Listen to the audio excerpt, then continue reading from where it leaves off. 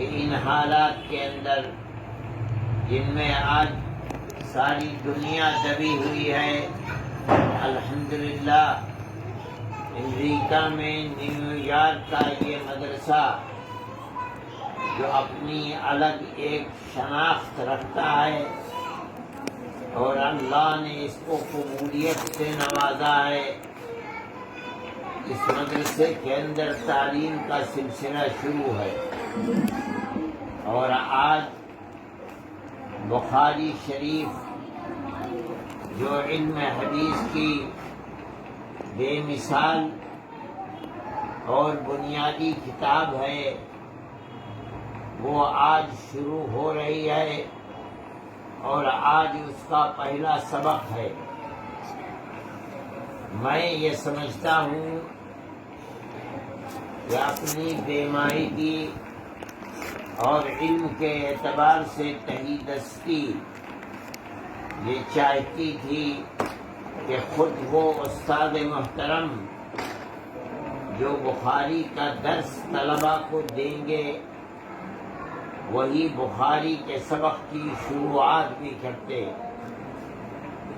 لیکن حافظ برکت اللہ صاحب کے حکم کی تعمیل میں نے کی ہے، اور میں اپنی طالب علمانہ حیثیت کے ساتھ آپ کے سامنے موجود ہوں، اور آج الحمدللہ دارالعلوم نیو یارک کے اندر درس حدیث شروع ہو رہا ہے۔ اللہ خیرات و برکات سے نوازے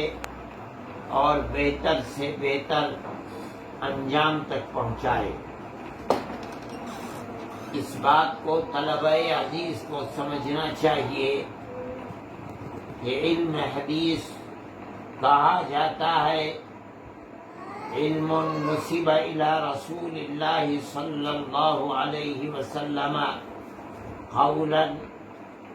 او فعلا او صفتا او تقریرا، یعنی یہ وہ علم ہے جس کی نسبت آقا نامدار سید الانبیاء والمرسلین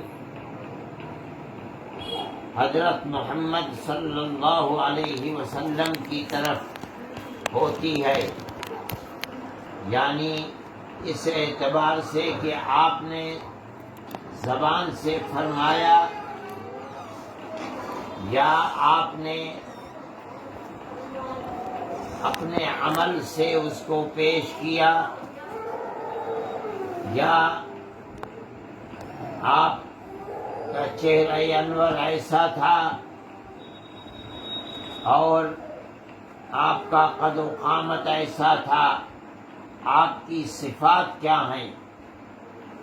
اور یا آپ کے زمانے میں آپ کے سامنے کوئی چیز کی گئی اور آپ نے اس کے اوپر سکوت کو اختیار کیا، جائز یا ناجائز کا حکم نہیں لگایا،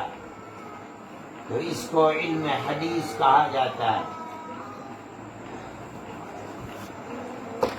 یعنی جس کا مطلب یہ ہے کہ آپ جو کچھ اس کے اندر پڑھیں گے، اس کتاب کے اندر، وہ یا تو آپ کے اقوال ہوں گے کہ آپ نے یہ زبان سے فرمایا، یا آپ کے افعال ہوں گے کہ آپ نے یہ عمل کیا، آپ نے نماز پڑھی، آپ نے سجدہ کیا، آپ نے رکوع کیا، آپ نے تہجد پڑھے، آپ نے جہاد فی سبیل اللہ کیا، کس طرح کیا، نماز کیسے پڑھی، روزہ کیسے رکھا، یا آپ کی صفات ہوں گی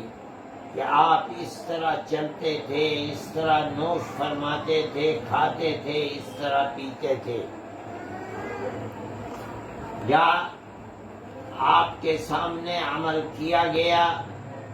آپ نے دیکھا اور سکوت اختیار کیا، یہ بھی دلیل ہے اس چیز کی کہ یہ عمل اسلام کے اندر جائز ہے، یہ حجت شرعی ہے۔ انہی چیزوں کا ذکر اس کتاب کے اندر ہوگا۔ علم حدیث کی بہت سی کتابیں ہیں، آپ بھی اس کتاب کے ساتھ امام مسلم کی جمع کی ہوئی کتاب کو پڑھیں گے، ابو داؤد، امام ترمذی، امام نسائی، اور اسی طریقے پر موطا امام مالک، موطا امام محمد رحمہم اللہ، ان کتابوں کو آپ پڑھیں گے۔ لیکن امام بخاری کی یہ کتاب ان تمام کتابوں میں امتیاز کی صفت رکھتی ہے، اس لیے اس کتاب کو اصح الکتب بعد کتاب اللہ کہا گیا ہے۔ اللہ کی کتاب کے بعد یہ کتاب سب سے صحیح ترین کتاب ہے۔ جو روایات اس کے اندر آئی ہیں وہ جو اپنا درجہ رکھتی ہیں، عام طریقے پر دوسری کتابوں کے اندر احادیث جو جمع کی گئی ہیں ان کا یہ رتبہ نہیں ہے۔ اس لیے اس کتاب کے پڑھنے اور پڑھانے کی طرف اور کتابوں کے مقابلے میں خاص طریقے پر ہر زمانے میں توجہ زیادہ دی گئی ہے۔ صاحب کتاب نے اب آپ جب اس کتاب کو شروع کریں گے تو آپ کو محسوس ہوگا کہ سب سے پہلے جس روایت کو، جس چیز کو لا کر رکھا ہے وہ وحی سے متعلق چیز ہے۔ انا اوحینا الیک کما اوحینا الی نوح والنبیین من بعدہ۔ امام بخاری رحمۃ اللہ علیہ آپ حضرات کی توجہ اس طرف مبذول کرنا چاہتے ہیں کہ اس کتاب کے اندر جو کچھ آپ اللہ کے نبی ارشاد فرماتے ہیں وہ ما ينطق عن الهوى ان هو الا وحی یوحی ہے، یعنی یہ سب وحی ہے۔ جس طرح سے وحی انبیاء سابقین کے اوپر اترتی رہی ہے جو اس آیت سے ثابت ہے، اسی طریقے پر وحی نبی کریم علیہ السلام